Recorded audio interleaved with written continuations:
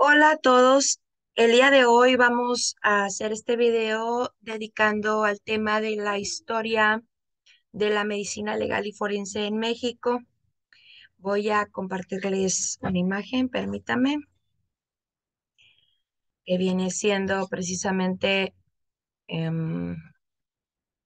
la presentación. El día de hoy nos vamos a enfocar principalmente a lo que es la historia de la medicina legal en México.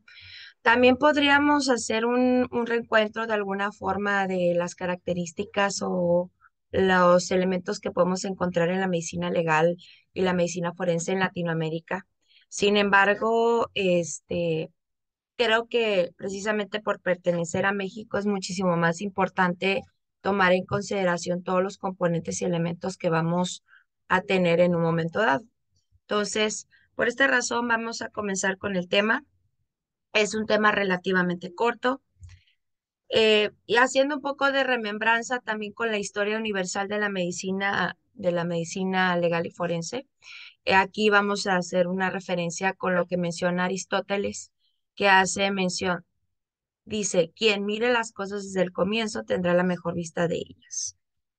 Ahora, así como lo vimos en la historia universal, también la historia de la medicina legal específicamente y la medicina forense también tuvo sus etapas. Aquí va a estar dividido por México prehispánico, época colonial, México independiente, Revolución Mexicana y México contemporáneo. Vamos a ver cada una de ellas. Comenzando específicamente con el México prehispánico. Recordemos que nosotros en sí, todo lo que es la época de la historia de México específicamente, no fue sino hasta la conquista, o bueno, el descubrimiento de América y específicamente la conquista que fue, el descubrimiento de América que fue en 1492 y la conquista que fue en 1542. Nosotros en México y en América específicamente vivíamos con toda la cultura, con todos los componentes en un momento dado que teníamos establecidos. Ahora, aquí hay una parte fundamental y voy a contar de alguna manera una historia de las cuales me he enterado en el transcurso de mi trabajo a nivel nacional, sobre todo de las culturas como son el caso de las mayas, los tarahumaras o que son rarámuris, entre otras. Tengo precisamente lo que les había mencionado acerca de la historia universal sobre las cinco grandes civilizaciones que todavía prevalecen precisamente en el mundo, como es la maya, precisamente los incas, los egipcios, el África, los africanos y la China tal cual principalmente, ¿no? Igual hay otras civilizaciones que todavía conservan toda esta situación, pero no tal cual en cuanto a sus raíces. Y obviamente el ser la cultura maya una de las grandes culturas que todavía prevalecen, era muy común que en ese entonces, o más bien se le sigue considerando como los antiguos médicos de todas esas grandes civilizaciones que existieron en nuestros antepasados. Se hace referencia, antes de continuar con este tema, hace referencia precisamente que cuando llegan los conquistadores, cuando llegan Hernán Cortés, allá por lo que viene siendo la península de Yucatán en esa zona, hay una zona todavía que aún no ha sido conquistada al 100%, o sea que prevalece de alguna manera de forma independiente de lo que respecta a la civilización que actualmente tenemos o la sociedad. O lo que dicen ellos también en todas las culturas, créanme que casi en la mayoría de las culturas de nuestros pueblos indígenas hacen referencia a que nosotros pues obviamente somos mestizos, ¿no? Ahora, cuenta la leyenda que cuando estaban los conquistadores, cuando estaban los españoles específicamente, y que iban los mayas, o sea, los guerreros mayas a las guerras, valga la redundancia, era muy común que fueran a la batalla y pues obviamente ellos iban con lanzas y flechas y los españoles pues iban con sus armas y demás, ¿no? Entonces, cuando se enfrentaban en las batallas, pues era más factible que los mayas terminaran siendo vencidos y siempre de alguna u otra forma llegaba a vencerlos en números. Luego los españoles se iban a sus campamentos y ellos bien contentos, bien felices, ¿no? Bueno, cuando ya recogían los cadáveres, los mayas se llevaban los cadáveres, o sea, después de las batallas se los llevaban y los ponían en una pila y hacían como una muralla, ¿sí? Ellos tienen inclusive la todavía y en Chichen Itzá, en Tulum, en algunas grandes pirámides que se tiene, inclusive se sospecha o se cree que también la pirámide de Teotihuacán, por ejemplo, fue construida en realidad por los mayas, que fueron desplazados por los aztecas y los mexicas. Pero bueno, a lo que voy es de que ellos, por ejemplo, ya tenían ya de la ideología de crear muros con los restos humanos. Sin embargo, los mayas, específicamente como médicos, que ellos tenían el calendario más especializado en cuanto casi muy cercano a los 365 días del año, este, hacían mención de que, por ejemplo, se llevaban a los restos y los apilaban y los ponían como muros y esa era la separación. Obviamente ese muro estaba todavía muy alejado, kilómetros de donde estaba la población. Entonces, como en México ya se tenía el conocimiento o el adelanto, a diferencia, por ejemplo, de otros países, con respecto al uso y al manejo de todas las plantas y la herbolaria como farmacología, bueno, en ese vendría siendo el equivalente a la farmacología.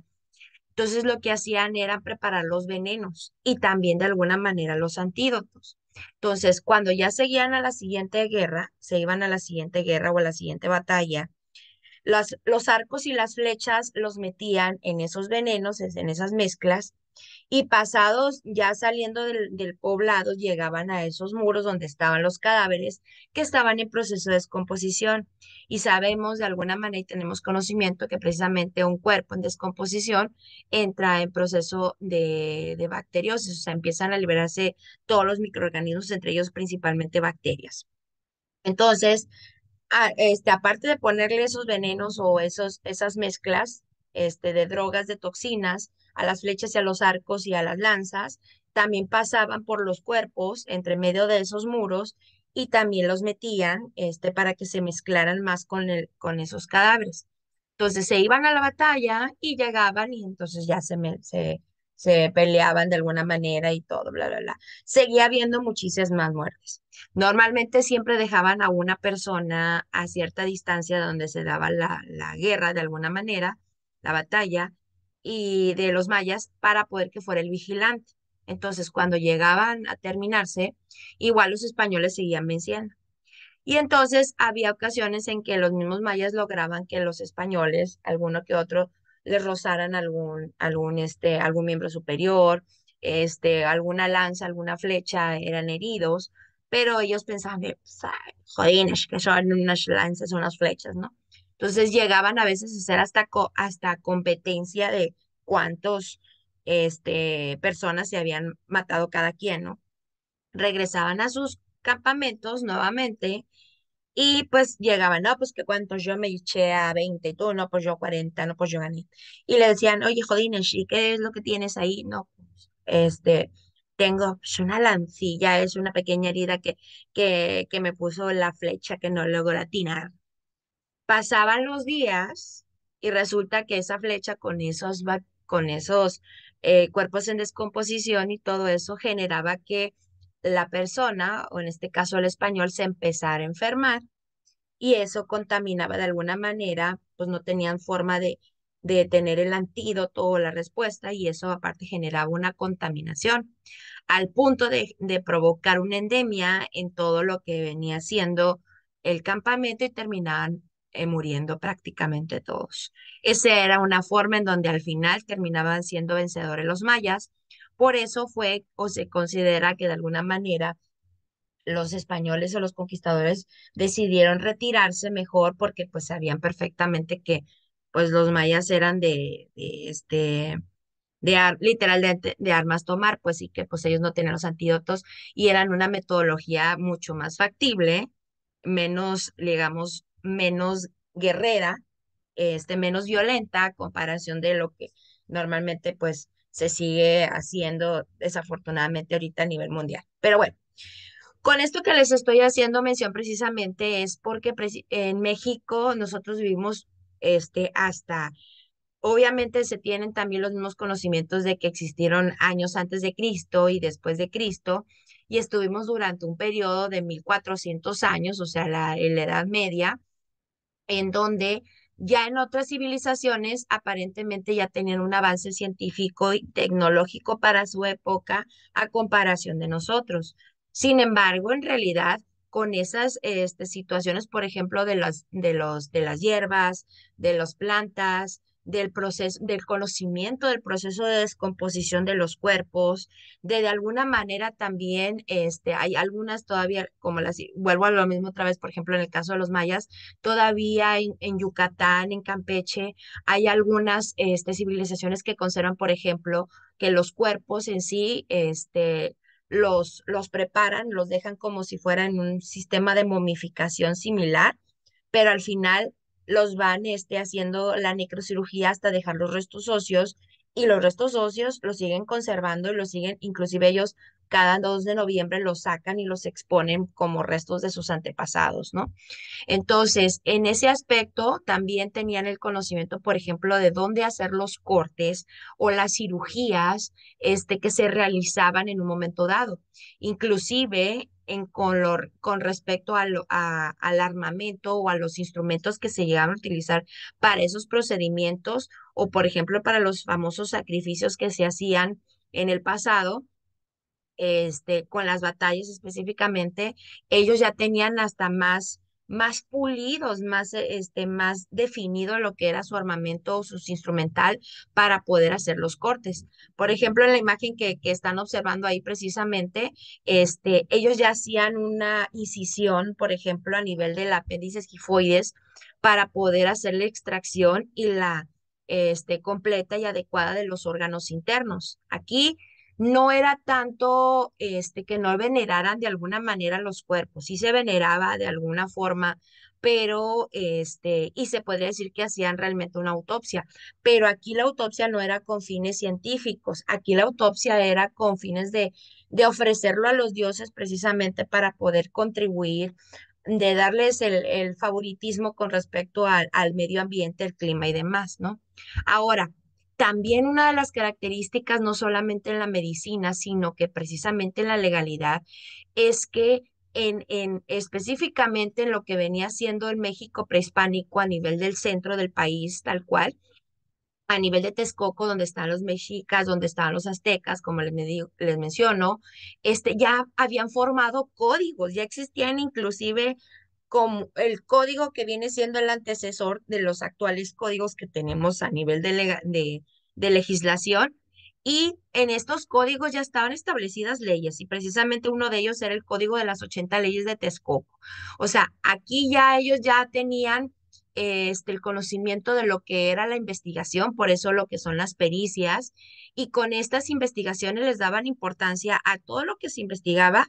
Se determinaba precisamente ya no solamente el tipo de pena, o sea, digamos, de sentencia que podría haberse generado por los delitos, sino también los castigos que podrían obviamente llevar principalmente a la muerte, pero más que llevarlos a la muerte a veces, llegaban a ser a veces a irse hacia lo que era la tortura, previo a la muerte, porque la muerte se llegaba a un punto que lo consideraban un privilegio que cualquier ser humano podría llegar a tener. En este código, por ejemplo, de las 80 leyes, o sea, ya, repito, leyes establecidas que estaban en esa sociedad, hacían referencia, por ejemplo, con los delitos, bueno, se hacía referencia con respecto, por ejemplo, a la edad matrimonial.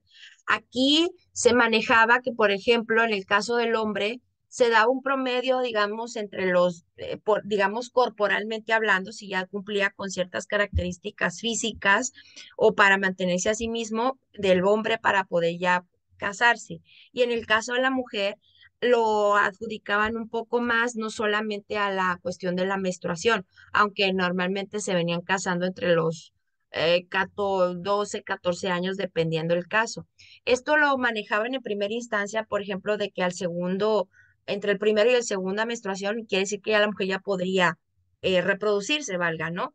Y seguimos teniendo la idea, de alguna forma, en ese momento se tenía la idea de que pues la cuestión de la descendencia, aquí no tanto por cuestiones de poder, sino precisamente para que prevaleciera mi sangre en un momento dado.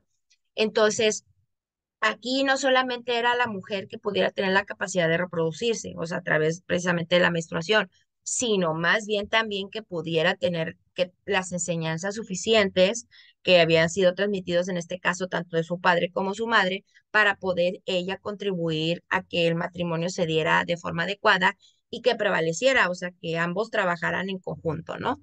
Ya sea que independientemente de lo que se dedicara el hombre, la mujer normalmente no solamente era la ama de casa, sino que también podía contribuir o ayudar al esposo a las cuestiones, por ejemplo, de la agricultura, de la pesca, de la ganadería, de la formación de alimentos, y acuérdense que se manejaban mucho a través del trueque.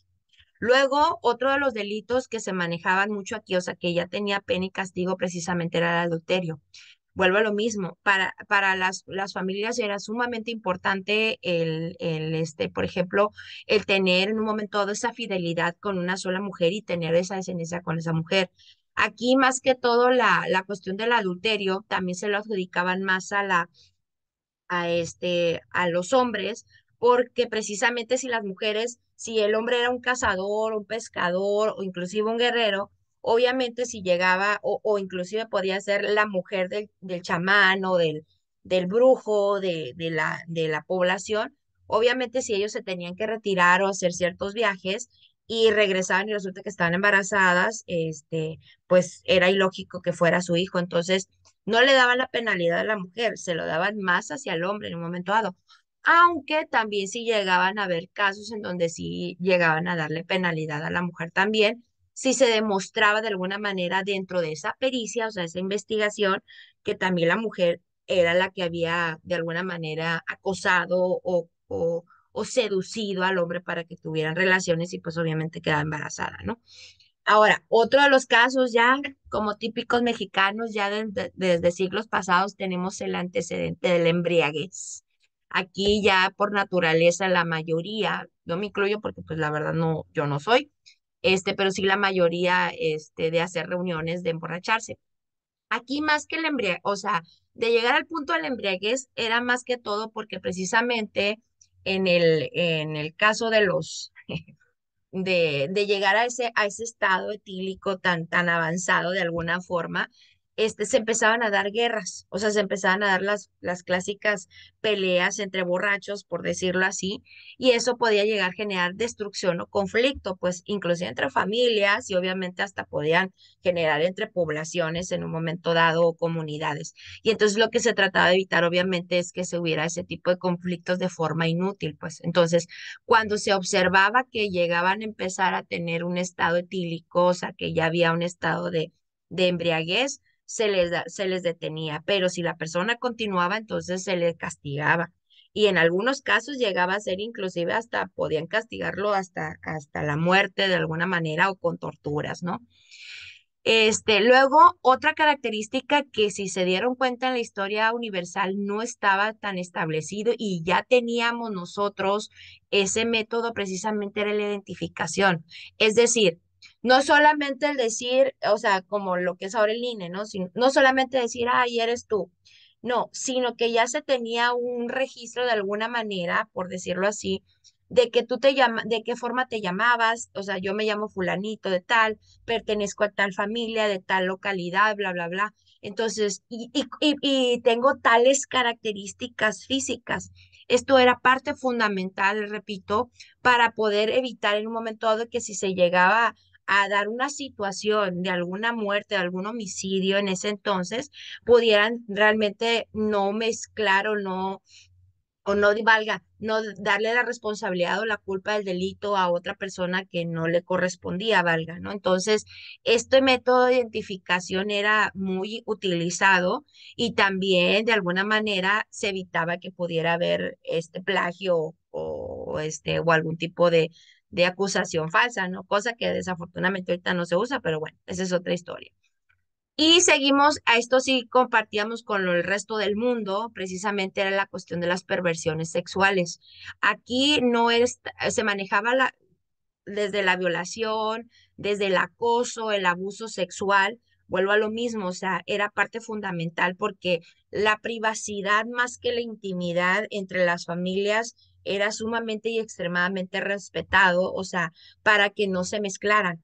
Ya es cierto que ya al momento de ir a los mercados, pues se hacían los famosos trueques y demás, pero eso no significaba o sea, lo que hubiera en mi casa, en mi lugar, en mi espacio, solamente me pertenece a mí y de alguna manera yo lo resuelvo, o sea, era como un honor de alguna manera, pues entonces sí era bastante penado las perversiones en todos los aspectos.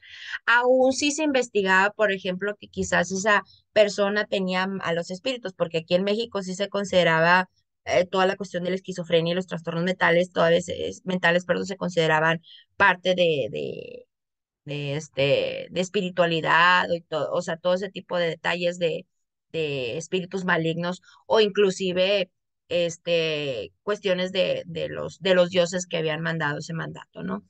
Otra característica que desafortunadamente todavía sigue estando presente es la cuestión del robo. O sea, ya tenemos el antecedente desde nuestros ancestros, precisamente el hurtar lo ajeno.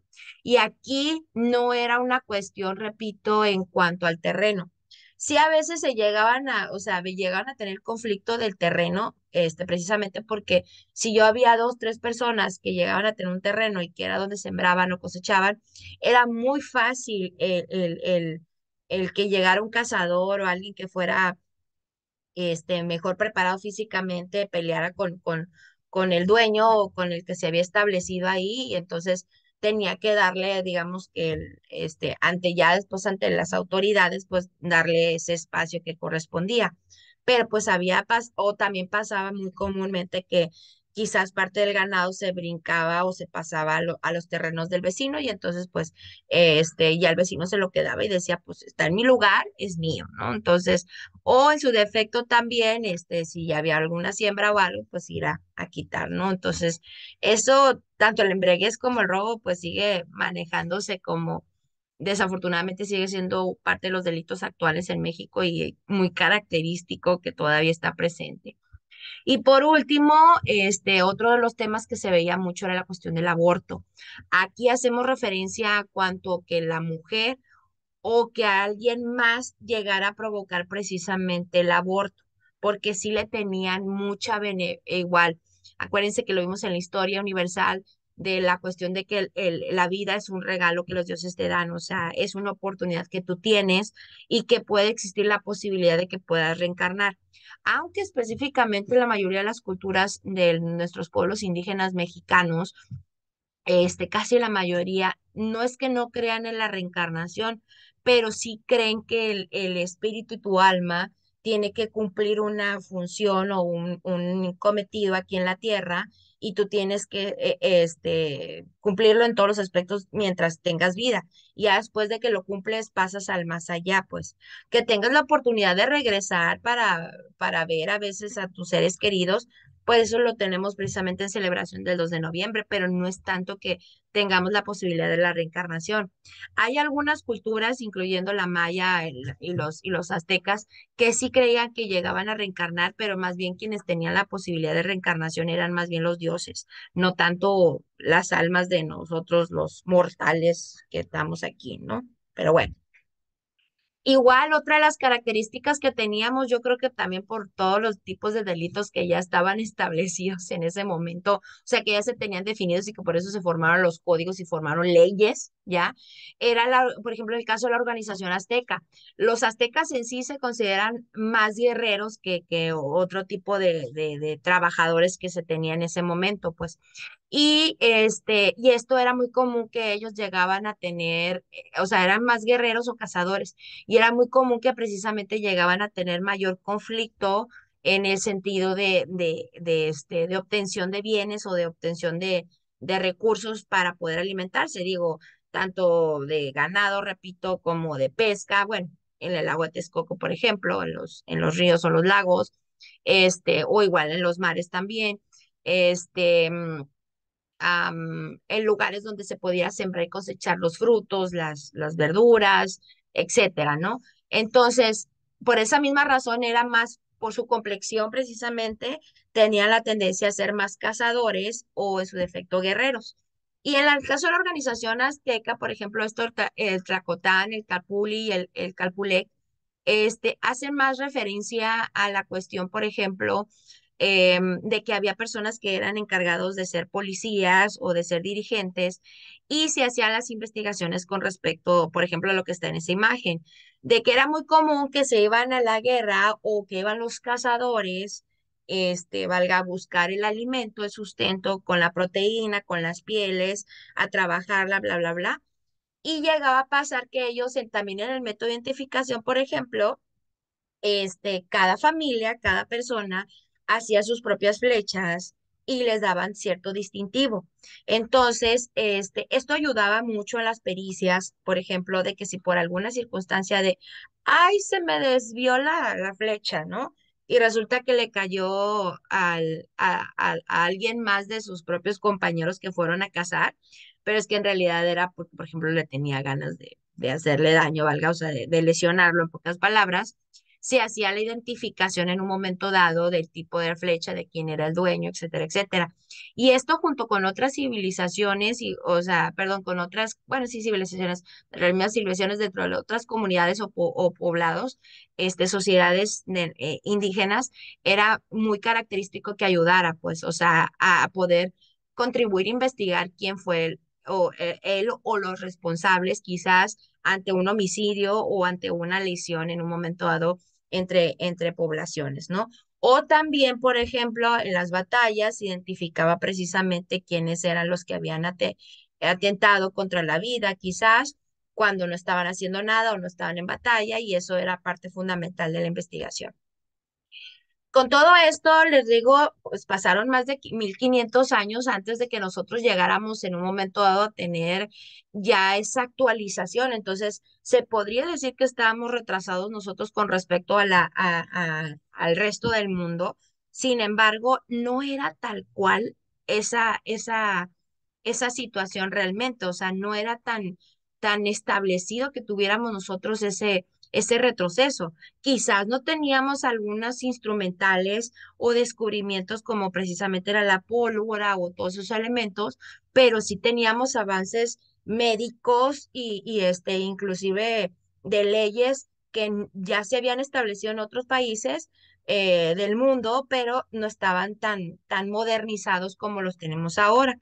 Y acuérdense que en la época y en la Edad Media, pues estaba lo que era la cuestión de la civilización y la iglesia tenía su auge. Entonces, cuando llega la época colonial a nosotros, en sí específicamente fue en el pleno auge de la Edad Media. Estaba entre la transición de la Edad Media y de la Edad del Renacimiento.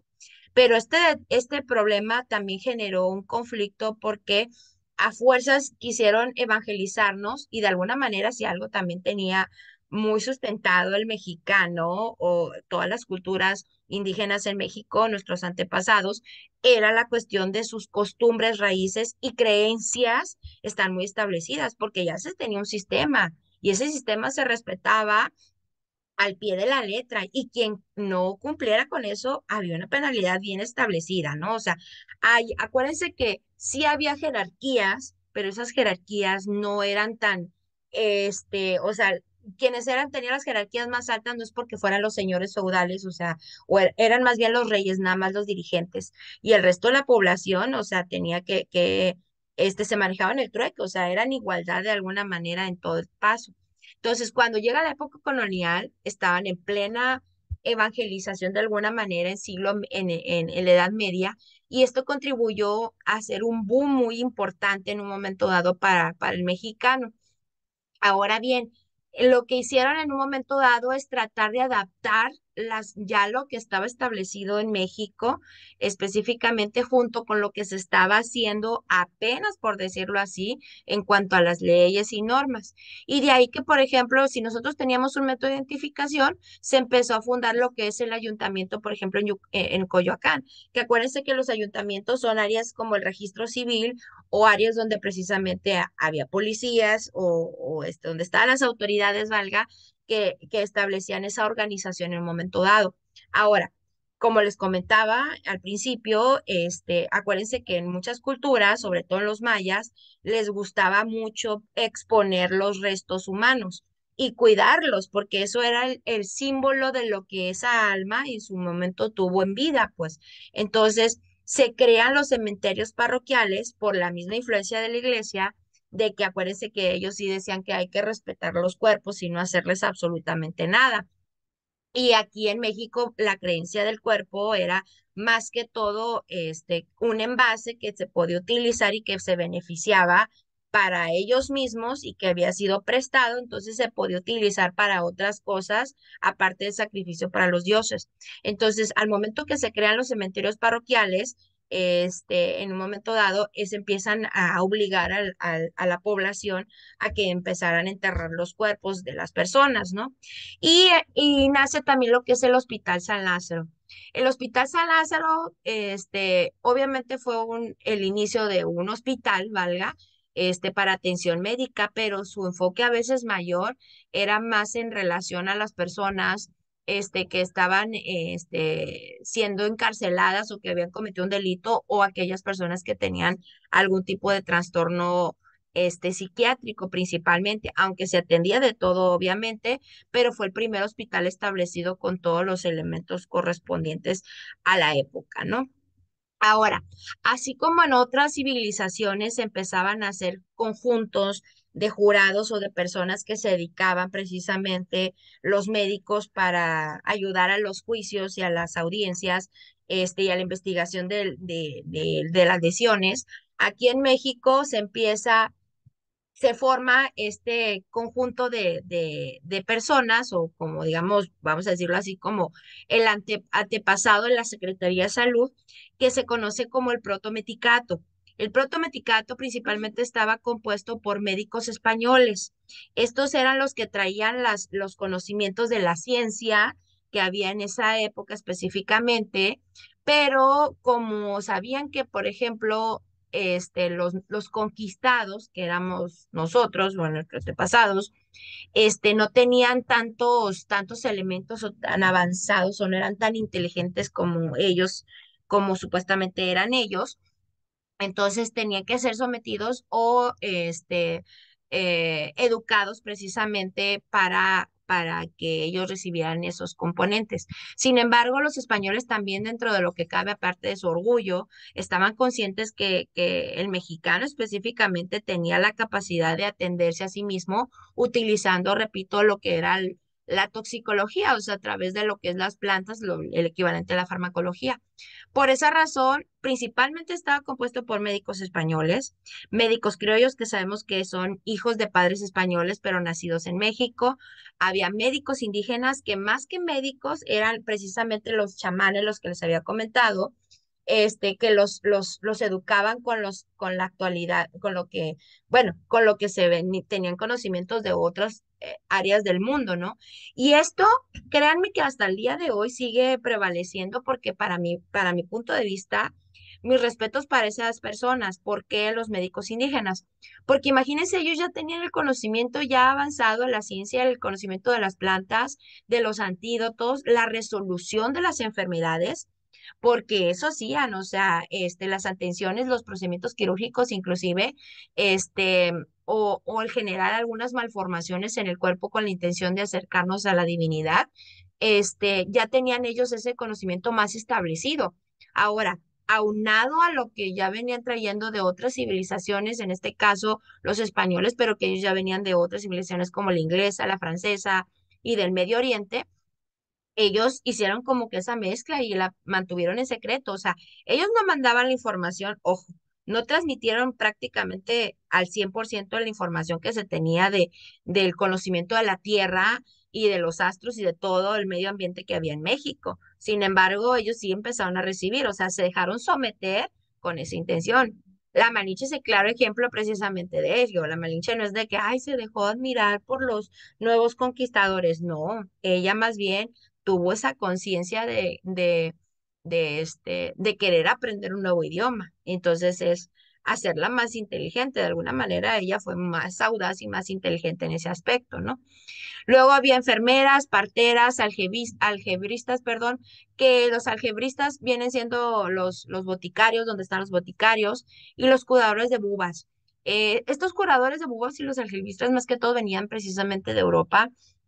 Las bubas son esos frasquitos de vidrio donde se hacen, por ejemplo, que se les mete alcohol y el fuego y se hace extrusión.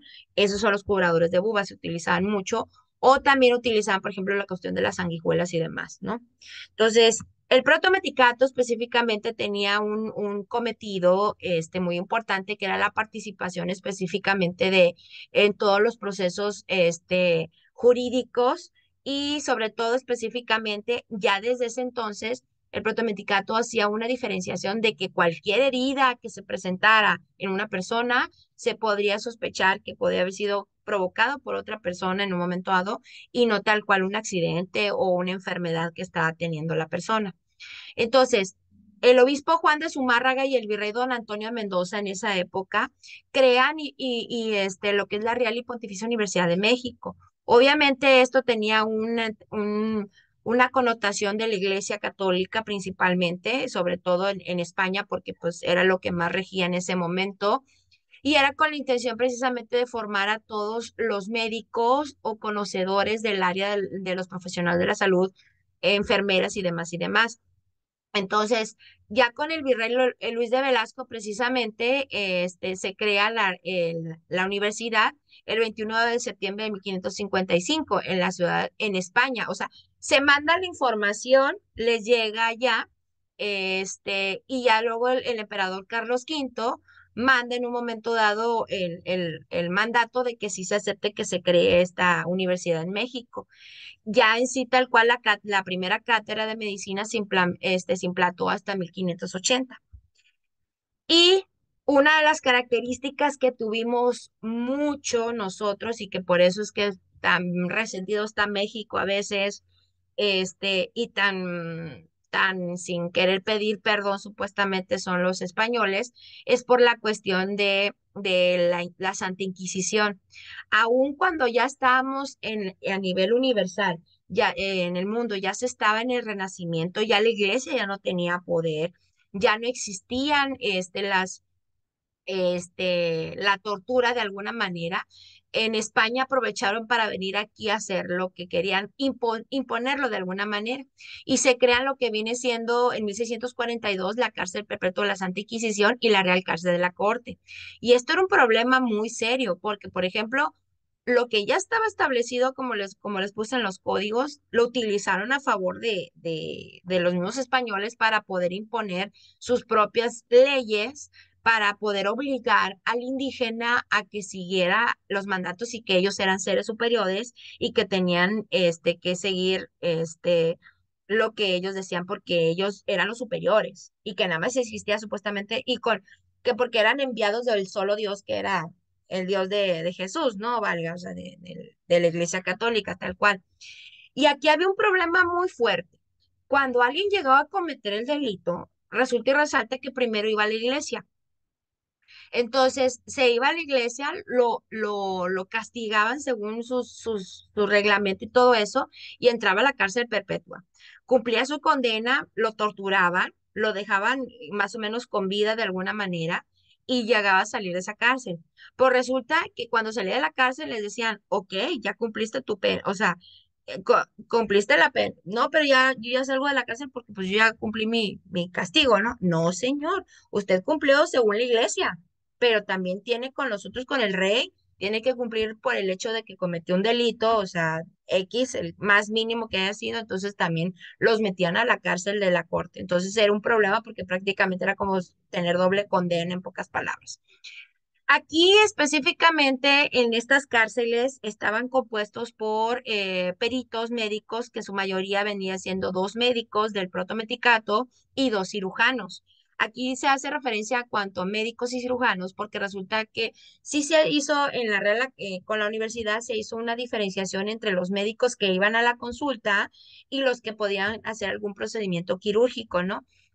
Esto era con la finalidad precisamente de que fueran a dar en un momento dado los de protomedicato, todas estas personas llegaban a estar por lo menos una vez al año, dos médicos, dos cirujanos, y podían inclusive ir otras personas más, entre enfermeras y demás, a las dos cárceles con la intención de alguna manera de hacerles de torturarlos en un momento dado, teniendo los conocimientos de la medicina y en su defecto teniendo los conocimientos también del cuerpo humano. Entonces, por esa razón, se iba a la tortura al punto de que llegaban de que lo torturaban, lo maltrataban, lo lesionaban, lo dejaban medio con vida, los médicos lo atendían, lo dejaban otra vez como que medio sano y otra vez seguía la tortura, o sea, hasta que terminara supuestamente su castigo.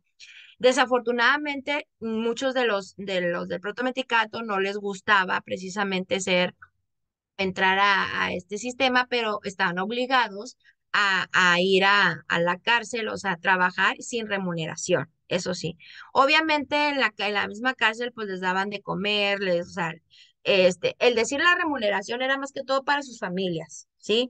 Ellos no recibían para sus familias y era un problema muy grande, pero cada año se tenía que hacer, sí o sí tenían que pasar. O sea, todas las personas que estuvieran en el protomedicato tenían que pasar por la cárcel y no recibir dinero, o sea, y era un problema muy grande. Entonces, se trataba lo más posible que durante ese periodo específicamente la misma corte y la misma iglesia les daba quizás un alimento, pero muy precario, o sea, para que sobreviviera su familia, de esos médicos, de ese personal, pero no era la misma que, por ejemplo, precisamente tener sus o sea, su remuneración habitual en la consulta normal, valga, ¿no?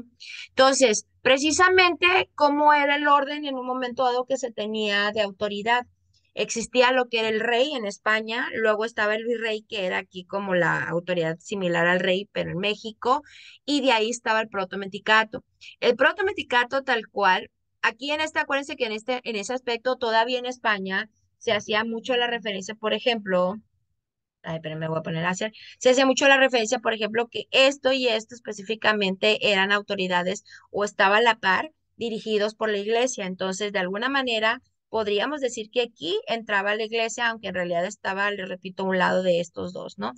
Y el protomedicato tenía esa autoridad de alguna manera de tomar decisiones, también igual con jurado, ante cualquier circunstancia que se encontraba una persona lesionada o que pudiera tener algunas situaciones de violencia en algún aspecto. Obviamente desde entonces precisamente la medicina empezó a tomar un doble sendero. ¿Por qué? Porque aparte de ser académica de alguna forma, o sea, de atender o de recibir esa información con la intención de atender a los humanos, también se tenía que volver un auxiliar de la procuración y la impartición, la administración de justicia, ¿no?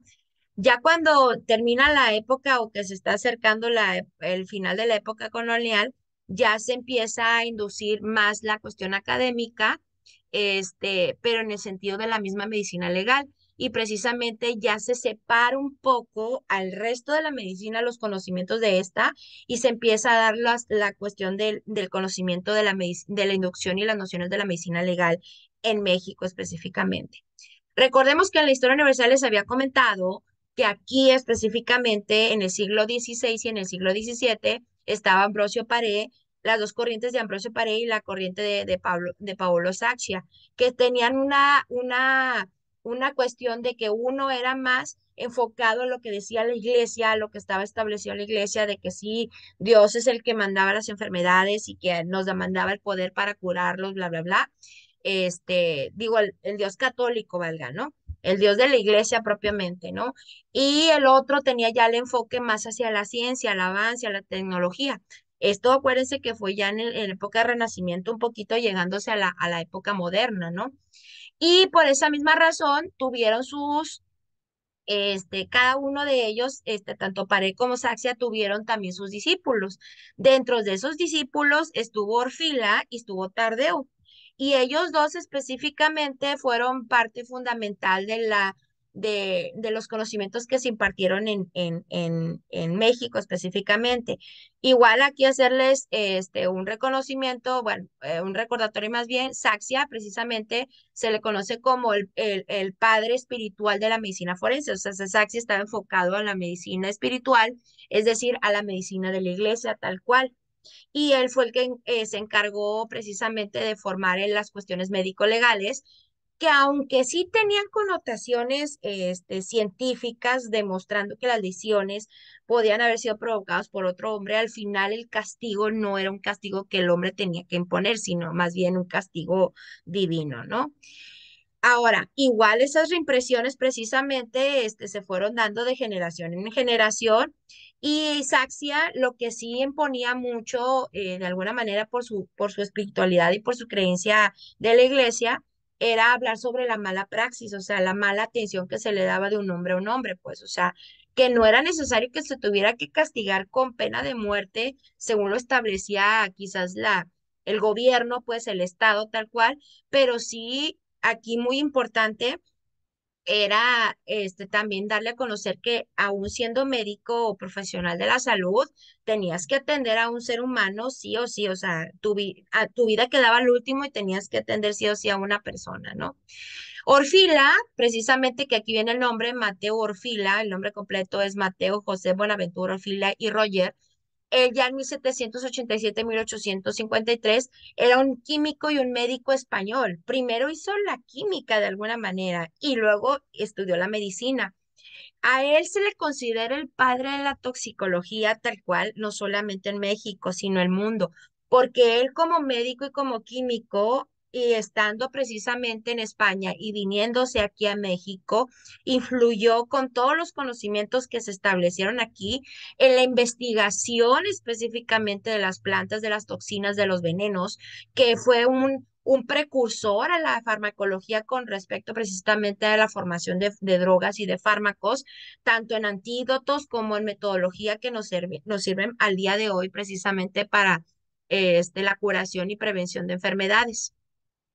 Ahora, precisamente por la cuestión de que ya en estas épocas, en los años 1700 estábamos entre la transición del Renacimiento, aunque nosotros estamos un poquito más atrasados en ese sentido, porque pues llegan con nosotros a América hasta el 1500 o los 1400, 1500.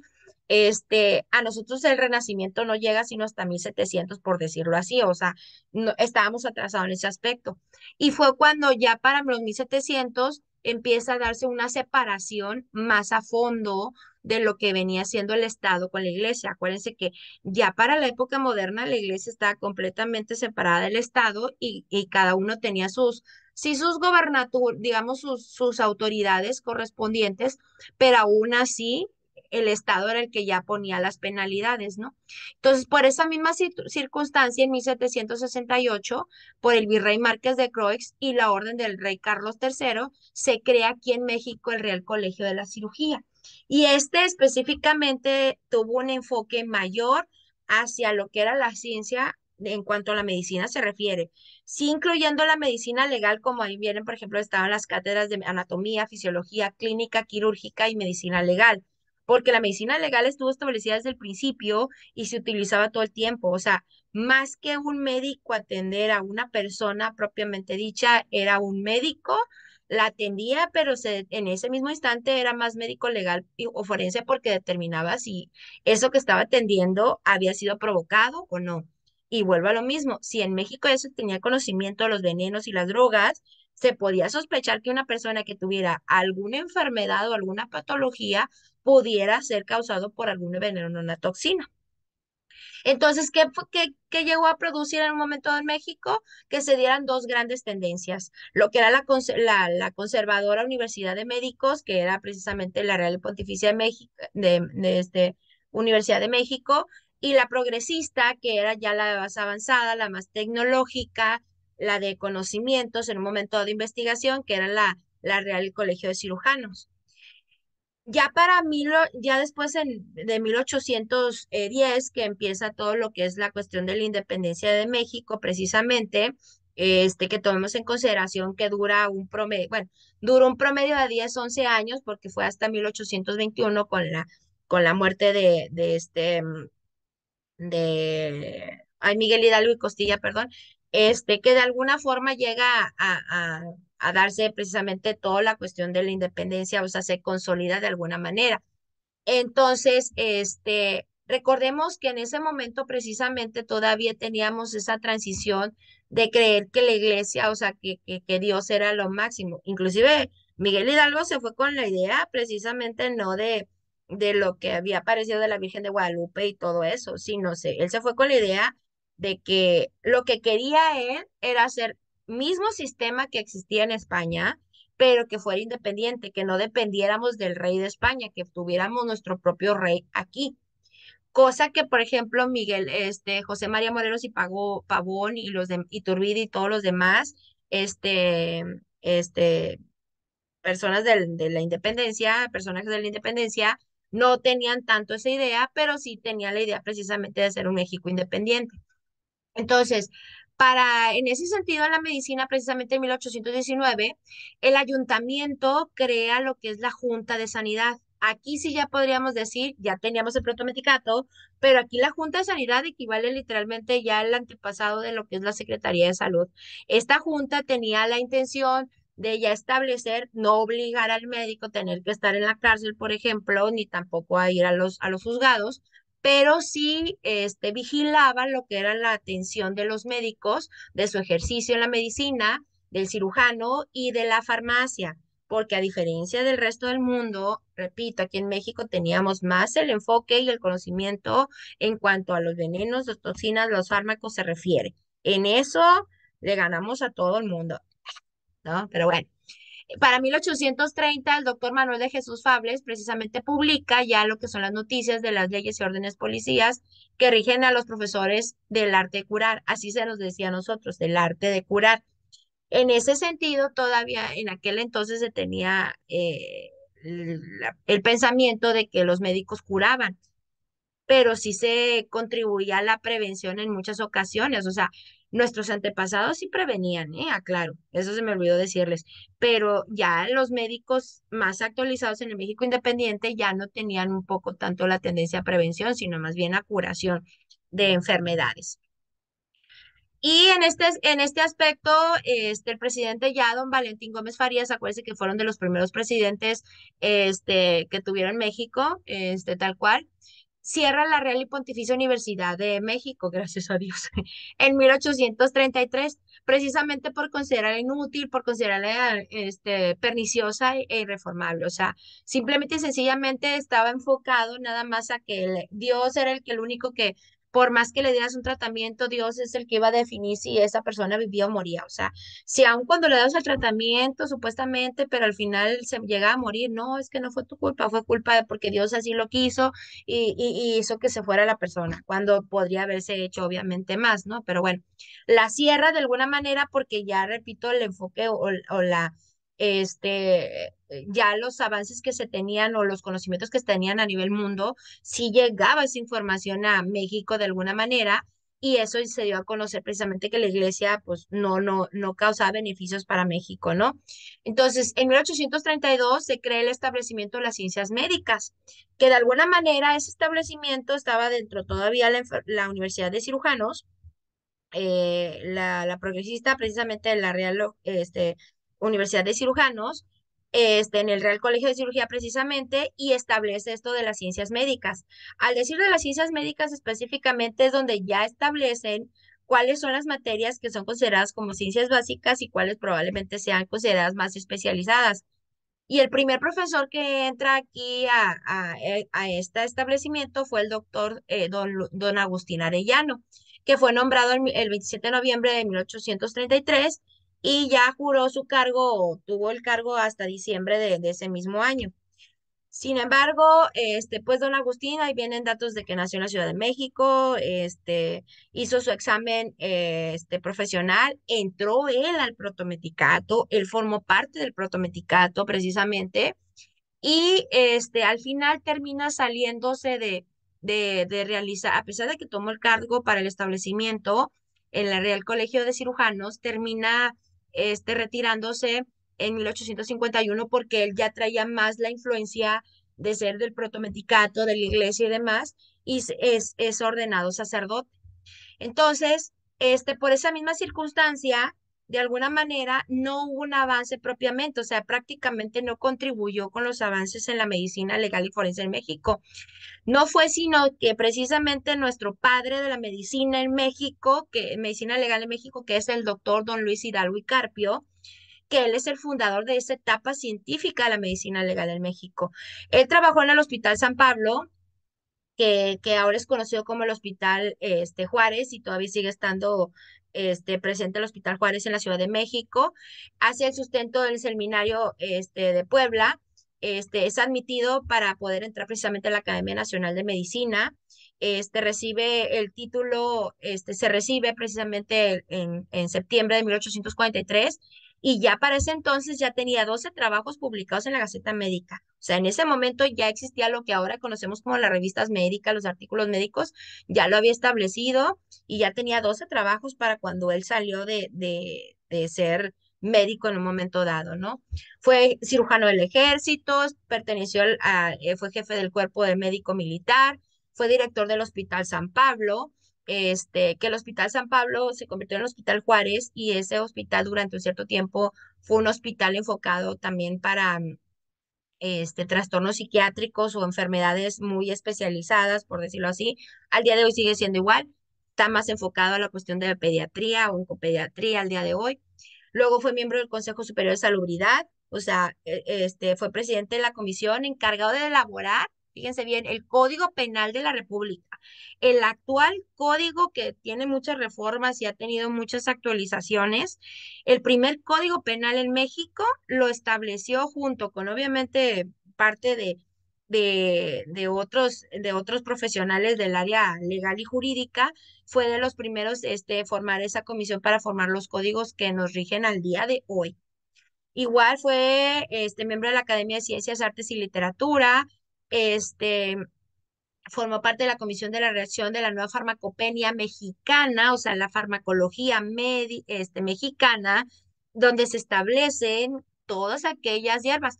Durante muchos años, o sea, todavía antes de 1940, más o menos por ahí, todavía en México existían farmacias, pero había boticarios, o sea, había lugares donde se podía preparar el medicamento sintético que ya se estaba haciendo desde tiempo atrás, pero, como por ejemplo la penicilina y demás, pero también hacían todas las mezclas y las hierbas que teníamos o que se habían establecido precisamente por nuestros antepasados, como desde el famosísimo, los tés de jengibre y de aloe y demás, que todavía el de hoy se sigue utilizando y realmente eso es lo que nos beneficia a nosotros como mexicanos, pero bueno.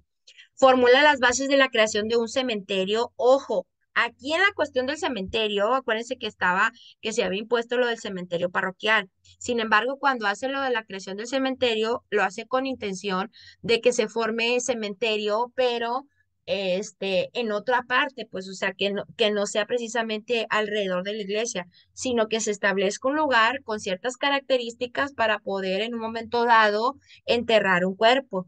¿Por qué? Porque precisamente si se hacía la investigación o los periciales, si se daba a conocer que esa persona probablemente había sido víctima de delitos, o sea, de un homicidio, entonces se tenía que hacer la exhumación o la investigación del cuerpo, ¿sí? Que al día de hoy sigue siendo de alguna manera igual. Bueno, aquí en Sinaloa no, pero se supone que está en la ley, lo van a ver, lo vamos a ver más adelante, pero al final no se hace. En fin, y estudia las enfermedades endémicas. Él es de los primeros médicos epidemiólogos, o sea, por decirlo así, donde establece cuáles son las enfermedades características que genera toda la población de México de alguna manera y las empieza a clasificar. Y en base a eso, precisamente por eso es que se dan los antídotos en México. Realizó estudios sobre la sangre. O sea, hizo investigaciones sobre la sangre y las características de la misma, la coagulación de las heridas, obviamente los tóxicos y los venenos, los signos de la muerte real, o sea, que nos podía diferenciar de la muerte, la muerte aparente y la muerte real, que eso esperemos lo veamos, lo alcancemos a ver en tanatología, la duración máxima de la gestación, aquí ya traíamos, acuérdense, la influencia de cuánto era lo máximo que podía tener un embarazo para no, para considerarse que fuera de la persona todavía, y establece el registro civil. Aquí ya hacer una identificación más específica de lo que ya se venía desde siglos y milenios pasados, pero tenerlo ya estructurado en un lugar precisamente para poder registrar a las personas tanto que nacían como las que morían y precisamente ante la ley establecer todo, de que se cumpla esa persona, todo eso. Obviamente impuso, por ejemplo, hay una disposición en el pasado que estaba a nivel universal y que se tenía de alguna manera esa influencia de España a México, a pesar de que ya estábamos en lo que era el México, perdón, independiente, que al médico, si llegaba a verse una herida, una batalla y había un herido y el médico estaba a no sé cuántos kilómetros de distancia, pues obvio en ese entonces no había carros. Entonces, de aquí a que llegara, que se podía trasladar, ya sea caminando o en carreta o en caballo, a veces pues obviamente un herido hasta llegaba y fallecía. Y en ese momento, cuando la persona herida fallecía, era responsabilidad del médico. Si moría, quien tenía la responsabilidad de que siguiera con vida fuera el médico. O sea, la intención obviamente era de que si una persona moría, muriera de viejito, valga, o sea, muriera quizás de otros padecimientos, pero no tal cual de una muerte violenta o una muerte, sí, violenta o por algún tipo de delito, ¿no? O sea, inclusive de las enfermedades que no fueran tan características o clásicas del adulto mayor, pues. Entonces, se les imponía a muchos, a veces hasta cárcel o imposiciones económicas a los médicos por esa responsabilidad. Y entonces él quitó o ayudó a que se quitara esas penas severas que se nos daban a los médicos, digo, porque son mis antepasados, de que, pues, oye, si yo no alcanzo a llegar, ¿cómo me vas a acusar de que se me murió si no lo alcancé a llegar? ¿Cómo iba a llegar? ¿No? No tenemos la agilidad que tenemos al día de hoy, ¿no? Obviamente sí luchó contra la obligación del médico a revelar el secreto profesional, porque en aquel entonces, todo lo que tenía el médico no, podía ser muy fácilmente utilizable o que tener manejar en un momento dado, cualquiera lo podía ver o lo podía definir. Sin embargo, aquí específicamente, él mantuvo que toda la información que le dijera una persona a él, o sea, se quedara entre ellos dos, porque era información confidencial en un momento dado.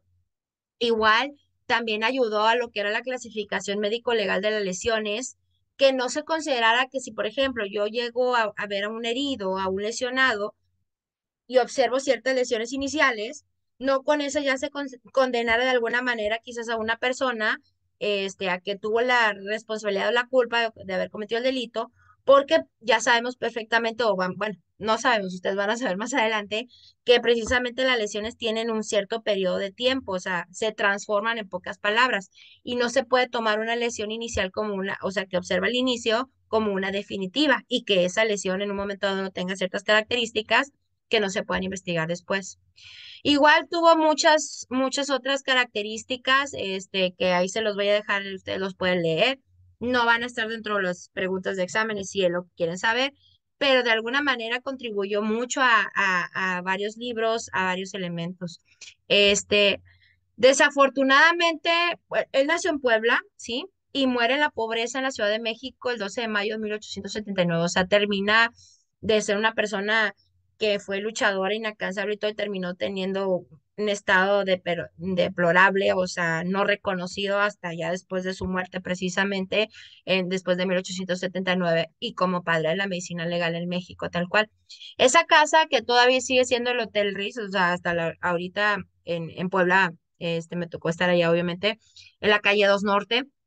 Las calles allá están por dos, de norte a sur, están por números pares y de este a oeste por números nones. En la calle de dos del hotel, que ahora es el Hotel Rix, era la casa donde él nació y donde están sus padres y estuvo durante bastante tiempo, hasta que precisamente se va a la Ciudad de México, empieza todo la investigación y todo lo que contribuyó para la medicina y para la medicina legal en México principalmente, pero pues ya muere en la Ciudad de México, ¿no? Igual tenemos al doctor Nicolás Ramírez de Arellano, que él fue catedrático de la medicina legal hasta 1915. Él en el DF, bueno, ahora Ciudad de México, forma la comisaría y se organiza los tribunales de justicia, donde ya empieza a formar los cuerpos de peritos médicos legistas. Aquí ya sí se hace una identificación en donde llegaba un médico y y estudiaba medicina. Y si tú te querías especializar en un momento dado o definir a seguir contribuyendo con la justicia de alguna manera, entonces te ayudaban a formar parte de ese cuerpo de peritos médico-legistas o del consejo médico legal. Y ya el resto de los médicos se iban a ser médicos, valga, ¿no? A estudiar cualquier otra especialidad, ¿no? De alguna manera eso al día de hoy piensan para nosotros como médicos legales y o forenses, por ejemplo, como su servidora, nos tienen aparentemente relegados cuando en realidad nosotros formamos a la medicina precisamente y nos tenían como especializados y contribuyendo a la impartición de justicia, ¿no? Este, en 1890 precisamente los médicos de la comisaría, este, empiezan a ver lo de lo que es la curación de los heridos y empiezan a dictaminar sobre su estado de salud. Parte fundamental para poder investigar que si un herido había estado herido por un accidente o haya sido precisamente un intento de homicidio o suicidio según el caso. Y este servicio, precisamente el servicio médico estaba ligado con el servicio de las cárceles y del Hospital Juárez. Acuérdense que les había comentado que el Hospital Pablo se convirtió en el Hospital Juárez y precisamente se convirtió en uno de los hospitales que estaba enfocado más bien a los trastornos psiquiátricos y a la atención de aquellos que habían probablemente o habían sido víctimas o victimarios de algún tipo de delito, ¿no? Para 1909 se unen precisamente este servicio de la comisaría el de y el de las cárceles y forman los servicios médicos de la policía, ¿sí? A estos son el servicio médico de la policía formó precisamente lo que ahora todavía sigue estando vigente, que es la Cruz Verde. Nada más que la Cruz Verde llega a estar, está de alguna manera activa, todavía sigue estando activa, pero nada más en carreteras. Pertenece o forma parte de la policía aún vigente, todavía Policía Federal, lo que queda de ella, y normalmente lo hacen, están en áreas de las carreteras donde nada más ayudan a los traslados acercándose a una ciudad o a alguna caseta determinada, o sea, sacándolo de una zona quizás de conflicto, bueno, de conflicto, sino la zona más aledaña, y los acercan a una caseta que sea la caseta previa a llegar a la ciudad y ahí ya entraría, por ejemplo, Cruz Roja Mexicana a hacerse ese cambio. A veces sí se les permite el paso dependiendo de las zonas, dependiendo de las zonas, las carreteras federales es donde probablemente a veces inclusive llegan hasta la ciudad, que digo, ¿qué caso tienen? Te paso al herido para que tú lo lleves, o sea, mejor ya te vas y les dan el pase, ¿no? El modelo de las ambulancias de la Cruz Verde en 1953, o sea, iba a la par de los tipos de autos que existían en ese momento, ¿no? Y el Servicio Médico Legal del Distrito y Territorios Federales se forma en 1903, por disposición de una ley precisamente que ya fue desde Porfirio Díaz, desde 1880, que se formara todo este tribunal. Sin embargo, tardaron un par de años precisamente con la intención de poder definir y concretar cuáles son las verdaderas funciones que iban a tener los médicos legales de alguna manera, no solamente a nivel Ciudad de México, sino que eso se estableciera a nivel nacional, o sea, que fueran médicos federales de alguna manera, ¿no? 15 años después se forma el Servicio Médico Legal de la Ciudad de México, pero primero se formó en la misma Ciudad de México, se forma el federal en pocas palabras, ¿no? Igual Porfirio Díaz, aquí les voy a hacer una remembranza, no es que sea fan service yo de Porfirio, pero la verdad, en muchos aspectos yo le tengo mucho respeto. Uno de ellos, sobre todo, fue el más importante. En su época del porfiriato, antes de la Revolución Mexicana precisamente, Porfirio Díaz trajo a México muchos de los avances científicos y tecnológicos. Viajó precisamente no solo a Europa y a otros países con la intención de que todo lo que había allá, traerlo literalmente a México. Precisamente Porfirio Díaz contribuyó a que nosotros que estábamos retrasados en temporalidad, en historia y en avances, se diera de alguna manera ese avance a llegar al punto en donde nosotros nos pusimos a la par de lo que era, de lo que estaba pasando, sucediendo en el resto del mundo, o sea, en cuanto a avances científicos y tecnológicos. Y otra característica que a mí me llamó mucho la atención, y como mujer lo digo precisamente, y disculpa para si toco áreas sensibles para algunos de los hombres que me estén escuchando, es que en México había los médicos, los hombres eran los únicos que podían ejercer la medicina. Si una mujer quería estar en el área de salud, lo único que podía hacer era partera o enfermera. Y hubo una mujer precisamente en Puebla, no les voy a decir el nombre, ahí se los voy a dejar que ustedes lo investiguen quién es. Hubo una mujer precisamente nacida en Puebla que ella era una excelente enfermera, era una excelente partera y llegó un punto en que ella literalmente hacía casi todo el trabajo o toda la atención médica que un médico y quería estudiar.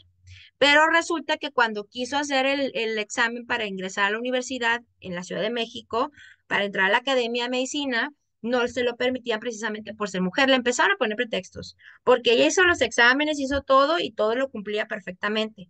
Pero les decía, ella como enfermera, al médico que estaba asistiendo, le decía que ella no podía hacer porque pues, ella era mujer y que mejor se dedicara a ser enfermera o que estudiara a hacer otras cosas. Y al final ella vino mandándole la carta a Porfirio Díaz cuando Porfirio Díaz tuvo una segunda oportunidad, una tercera oportunidad, no recuerdo, creo que fue la tercera, y entonces Porfirio Díaz asiste al momento de que tienes que estar enfrente hasta para ingresar, no solamente era un examen, el examen escrito, sino que también tenías que hacerte la entrevista con ciertos personajes, los directivos de la universidad, y ahí es cuando llega Porfirio Díaz y por mandato de él permite que esa mujer estudiara medicina. Obviamente tuvo muchos conflictos, muchos obstáculos, también hace su tesis y en la tesis estuvo también presente Porfirio Díaz y fue el que autorizó en un momento dado que se diera, que le dieran el título a la primera mujer médico en México y fue un hombre que es considerado o que tiene sus pininos machistas y mujeriegos y demás, pero él siempre estaba con el pensamiento de que el mexicano es más inteligente y más allá, independientemente de que sea hombre o mujer, que se trabajara de alguna manera a la par en un momento dado. O sea, no le ponía límites. Mientras la mujer pudiera y si quisiera, igual el hombre, adelante, de alguna forma, ¿no? Tuvo sus desajustes, sus desabastos, o sea, desabastos. Tuvo sus errores y eso yo ya lo considero, pues es que como todo, ¿no? Llega un punto en que cuando estás tanto tiempo en el poder, ya, y aparte con cierta edad, ya tu razonamiento, tu psique ya no es la misma, y ahí fue cuando ya se hizo la transición precisamente a lo que fue la Revolución Mexicana. En el caso bueno, aquí lo voy a dejar el video, la primera parte, todavía me faltan dos etapas, lo voy a dejar aquí para que no sea más largo y voy a hacer una segunda parte del video. Nos vemos en la segunda parte.